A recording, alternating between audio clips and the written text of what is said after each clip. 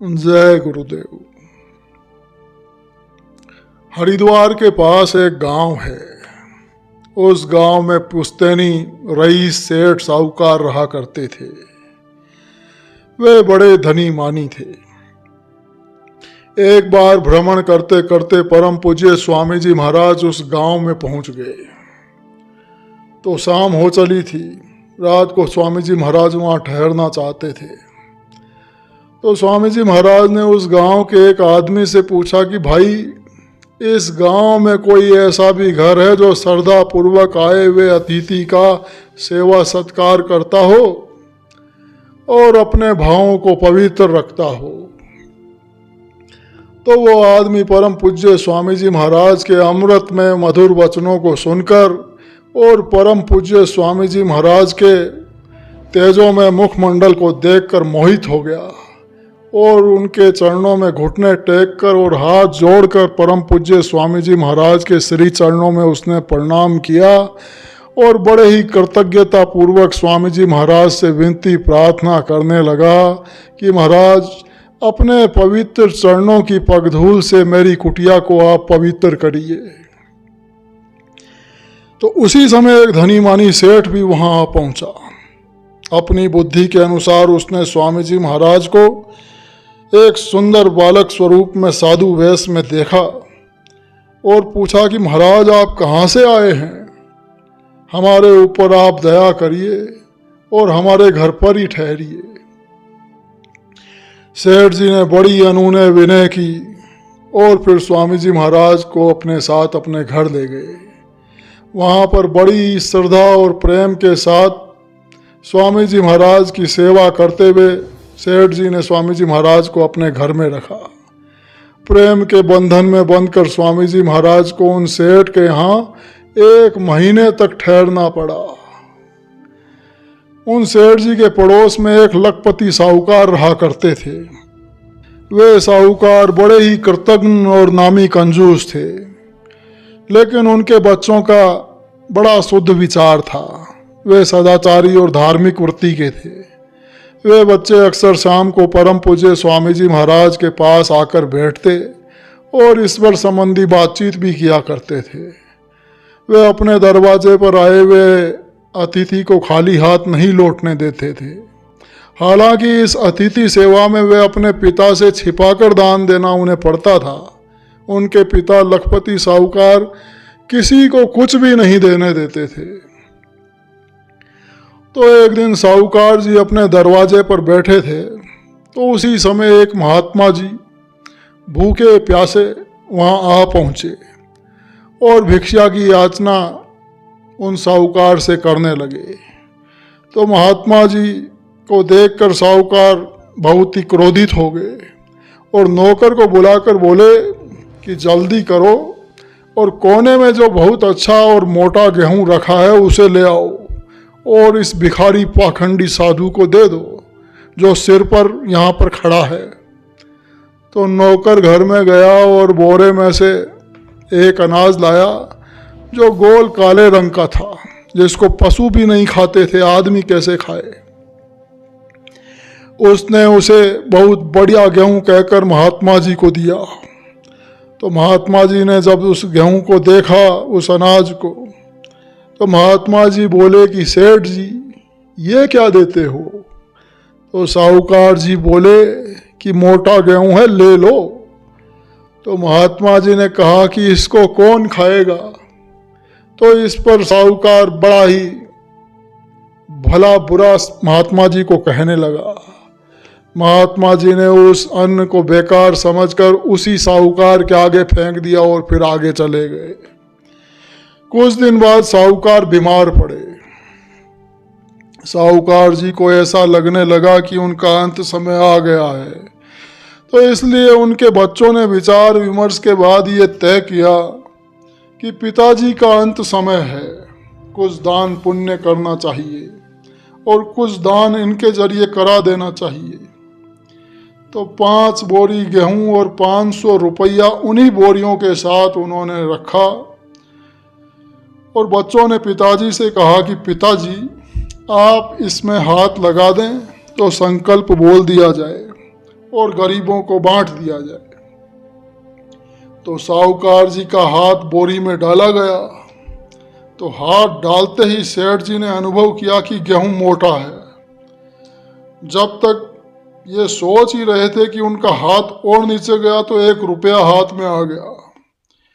तो रुपया हाथ में ज्यों ही आया कि साहूकार जी चिल्ला पड़े कि हमारा सब गेहूं और रुपया लुटा दिया। जो गेहूं कोने में दान के लिए रखा था उसे देना चाहिए था। ये कहते कहते ही उनके प्राण पखेरु उड़ गए। शाम को 5 बज रहा था। लोगों को बुलाया गया। कफन लाने में कुछ देर लगी और रात हो गई। बच्चों का विचार था कि लाश का अंतिम संस्कार हरिद्वार में गंगा जी में किया जाए, और काफी लोग साहूकार जी की लाश के साथ चल पड़े। उस गांव से गंगा जी 8 मील की दूर पर थी। जाड़े के वो दिन थे। जब लोग आधी दूर पहुंचे तो एक धर्मशाला या सराय वहां पड़ी। लोगों को जाड़ा बहुत लग रहा था। सब ने आपस में राय की कि यहीं पर रात में रुका जाए और सुबह तड़के होते ही फिर यहाँ से चलेंगे। तो लोग उस सराय में रुक गए। उस सराय में एक अपंग कोढ़ी रहा करता था और वो चल नहीं सकता था। लोगों के दिए हुए अन्न से ही वो अपना गुजारा करता था। लेकिन उस कोढ़ी के मन में ये बड़ी लालसा थी कि कोई उसे गंगा जी के किनारे पहुंचा दे। सदा यात्रियों से वो यही याचना करता था कि कोई मुझे गंगा जी के तट पर पहुंचा दो, तो मैं वहां आजीवन उसका गुणगान करूंगा। ये याचना करते करते उसे 20 वर्ष बीत गए, लेकिन जो कोई भी कोढ़ी की अवस्था वो देखता तो कोई यात्री उस पर दया नहीं करता था। बड़े ही पीड़ा और कष्ट में वो हमेशा कराहता रहता था और कहता कि भगवान सबकी सुनता है। जो भाव से भजते हैं उनकी भी, और जो नहीं भजते हैं उनकी भी। मेरी भी वो कभी न कभी जरूर सुनेगा। और आज भगवान ने सुन लिया। सेठ जी की लाश आंगन में एक किनारे रख दी गई। साथ में जो लोग थे वो जाड़े के कारण बरामदे में सो गए। कोढ़ी भी बरामदे में एक और सोया हुआ था। तो उसे अंदर से प्रेरणा हुई। वो खिसकते खिसकते सेठ जी की लाश के पास आया और रस्सियों को खोलकर उसने लाश को किसी प्रकार ठेल कर किनारे किया और स्वयं उस टिकटी पर लेट गया। और उसने ऊपर से कफन को ओढ़ लिया और रस्सियों को लपेट लिया। इतने में सुबह के 4 बज गए। लोगों की नींद खुली तो सभी लोग जल्दी से तैयार हुए और कहने लगे कि जल्दी करो, सुबह हो गई। तो सब लोग जल्दी में तो थे ही। जोश में तुरंत सेठ जी की लाश के पास आए और टिकटी को उठाकर राम नाम सत्य है, राम नाम सत्य है बोलते हुए वहां से रवाना हो गए।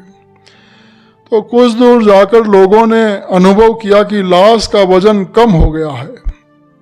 लेकिन लोग आपस में बात करते करते गंगा जी के तट पर पहुंच गए। किसी को भी ठीक ठाक ज्ञान नहीं हो पाया कुछ भी।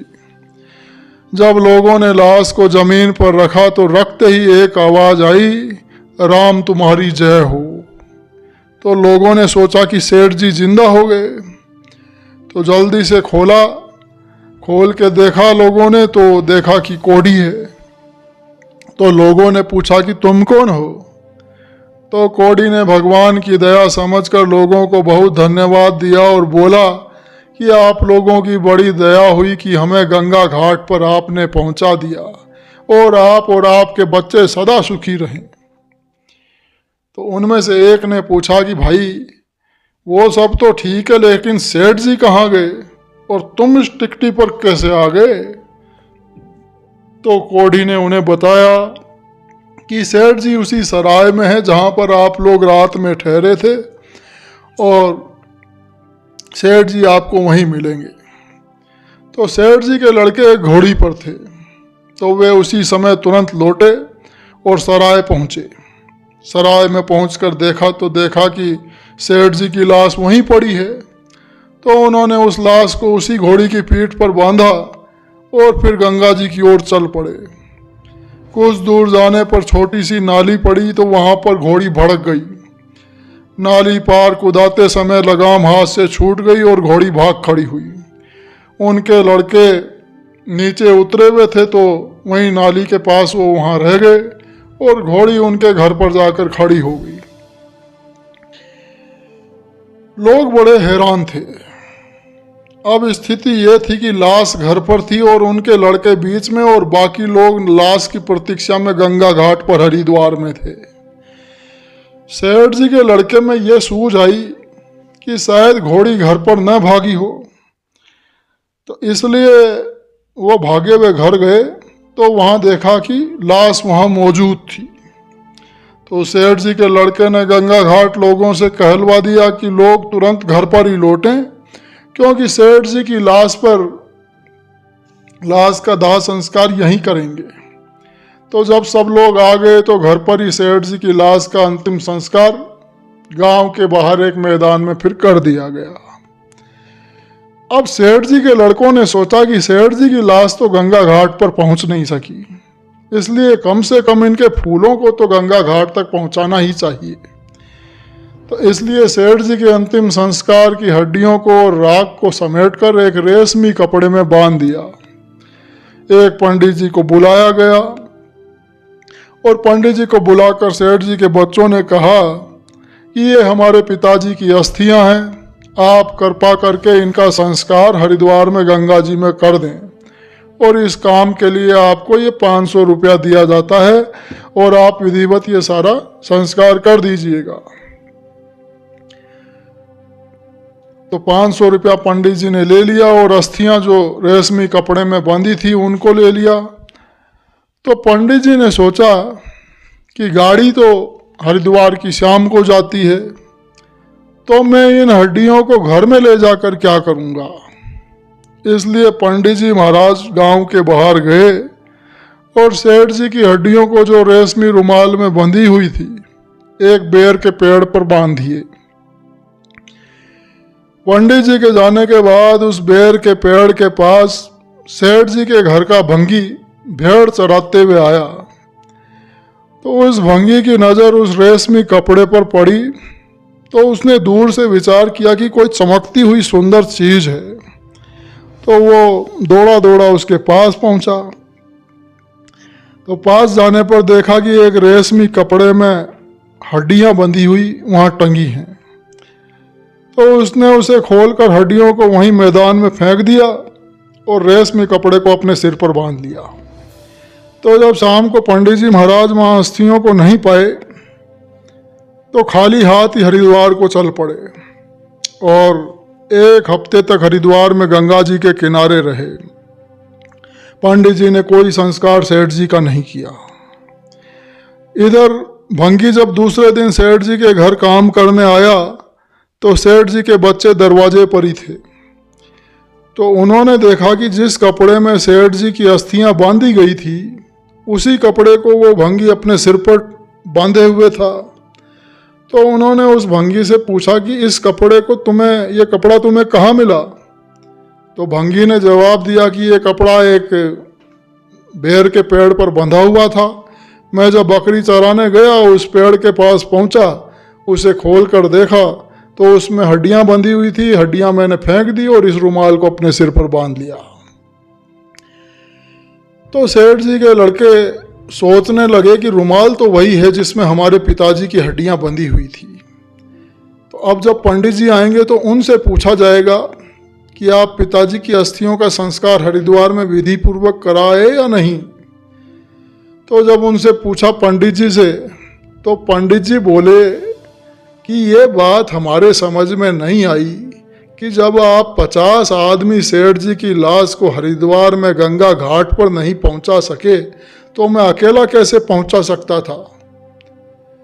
तो अब इससे सब लोग विचार कर सकते हैं इस कहानी से कि जो लोग संसार में दान पुण्य या दूसरों की भलाई नहीं करते हैं बल्कि भलाई के बदले दूसरों को कटु वचन कहते हैं, उन्हें दुख देते हैं, उनकी तरह तरह से निंदा करते हैं, यही उनका नित्य कर्म है। इन सब ऐसे सब प्राणियों की अंत में इसी प्रकार की दुर्दशा होगी जैसी सेठ जी की हुई, जिनकी लाश, जिनकी अस्थियां किसी भी उपाय से गंगा घाट तक नहीं पहुंच सकी। जय गुरुदेव।